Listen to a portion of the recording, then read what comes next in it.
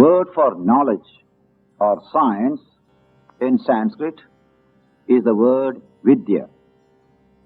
The Upanishads discovered two great fields of human search for knowledge, namely the world of external experience, the sensory world, and secondly, the inner world of man. Nature reveals her profound dimensions in these two fields, in the external world revealed by the senses and the deep inner world of man. Man is a product of nature's evolution. Nature discloses her profound dimensions as evolution moves and rises from cosmic to the organic and the organic to the human level. At the human level, nature discloses a new profound dimension, namely the self. The self, which appears as ego in man, is a new datum in nature's evolution. It is a profound datum whose profundity is being slowly recognized in modern physical science through the study of neurology, brain research, etc. But in the Upanishads, the sages discovered the greatness of this new datum and they turned their attention to discover the true nature of this self which appears as ego in human experience. In fact, today we realize the importance of this new datum. Apart from its importance in nuclear science in the theoretical field, where even the very presence of the observer disturbs the observed data, apart from its importance in the theoretical field, in biology, where man, with this new datum of the self, has become capable of dominating nature. No animal has this datum of the self. In the most practical field, we realize today that the foibles and unfulfillments of man today proceed from a deep level within himself. Externally, everything is fine. Internally, everything is wrong. What is that internal dimension of man? As Schopenhauer, the great German philosopher, remarked in the last century in his famous book, The World as Will and Idea, when men achieve security and welfare, now that they have solved all of the problems, they become a problem to themselves. Most ailments of man today proceed not from his body, but from something deeper within himself. Ailments are psychosomatic and not just somatic.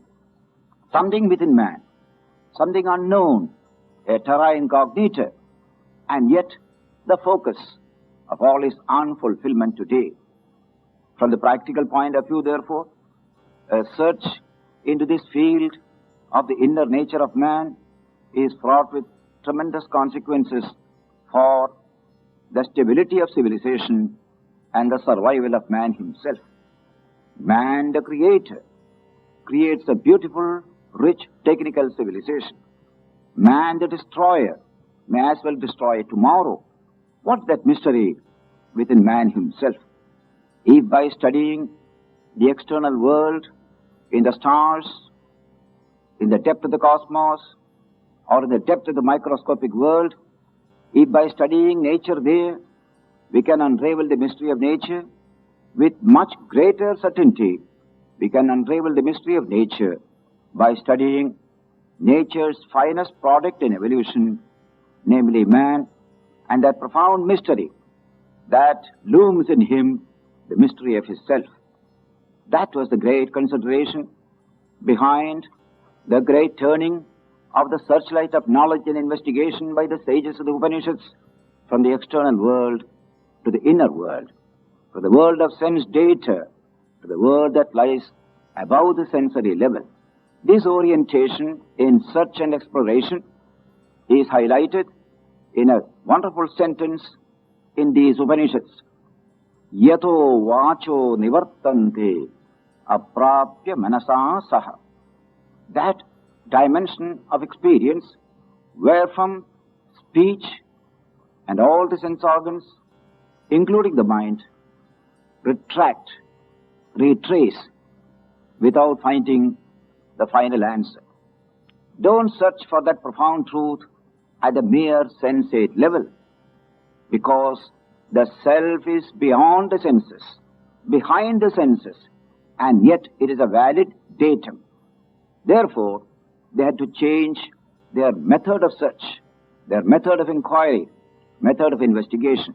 It still remained a scientific search, an objective, precise, detached scientific search, but the field of search became changed from the external to the internal.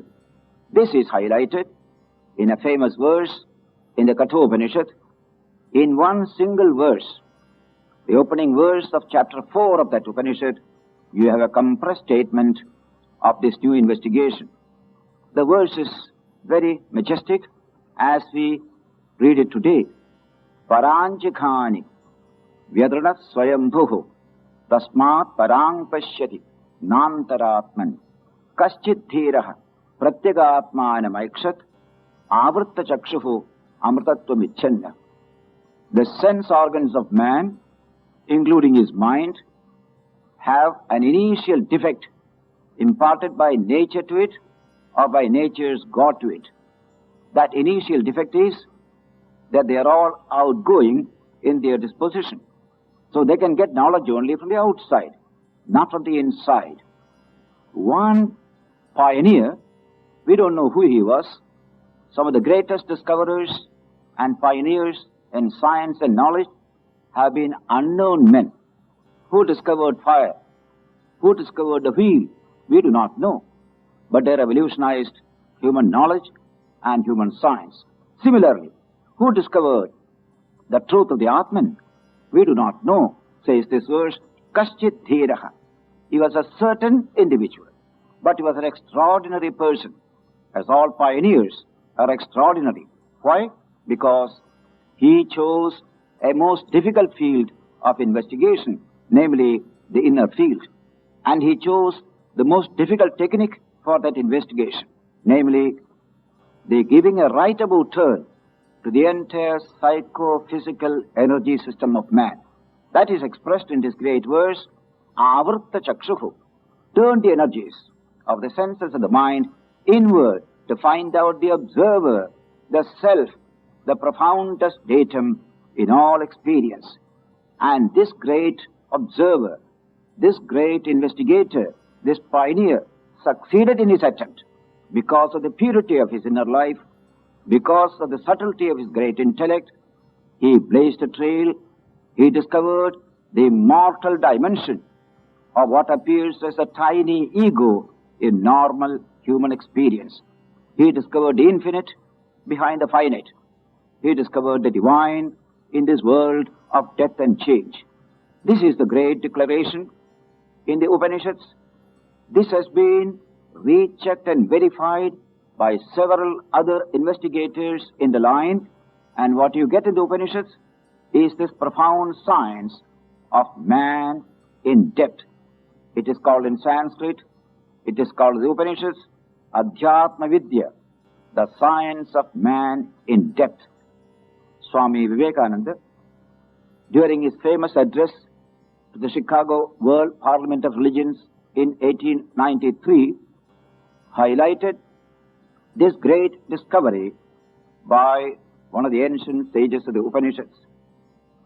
The verse in which that discovery is communicated has a power even today, because it is a language conveying a lived truth, a lived experience. And he made a great impress upon that vast audience at Chicago when he pronounced this great verse and gave its translation. Here is that verse. Shrinvantu vishve amritasya putraha aye dhamani divyani tastuhu vedahametam purusham mahantam adityavarnam tamasah parastat tameva viditva adimrittumeti Nanya pantha vidyate ayanaya. Having discovered this profound truth within himself, that I am not this tiny little body, I am not this tiny little ego. This ego is only a small projecting tip of a rock in the ocean. We see the tip and we think it is small, but dive deep, explore deep, you will find the immensity of that rock. So to sensate human experience, man appears trivial, small, finite, but when you penetrate into him, you see something infinite about him, immortal about him, divine about him. So discovering this truth, he couldn't contain it within himself. He wanted to proclaim this glad tidings. This word gospel in English means glad tidings.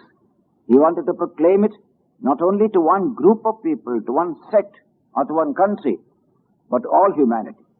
So, the verse reads, "Hear me, O ye children of immortality, all humanity, Vishwe Amritasya Putraha, wherever you be, here is a message for you, a very happy tidings for you.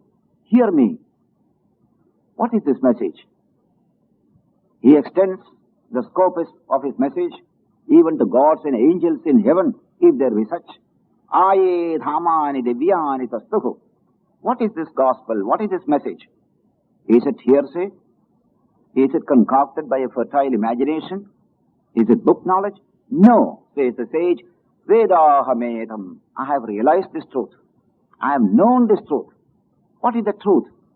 Purusham Mahantam. The infinite man behind the finite man. Man the unknown, behind man the known. As Alexis Carrel, the American scientist, expressed it some decades ago. Man the known is known to us through physics and chemistry, physiology and behaviorist psychology. Behind this is man the unknown, and he is the great subject of quest today. I have discovered this truth, and I found he is infinite. Nothing can limit him. No time, no space, no causality can limit him. Purusham Mahantam, glorious like the sun, luminous, Aditya Varnam, Tamasa Parastat, beyond darkness, delusion, sorrow, unfulfillment.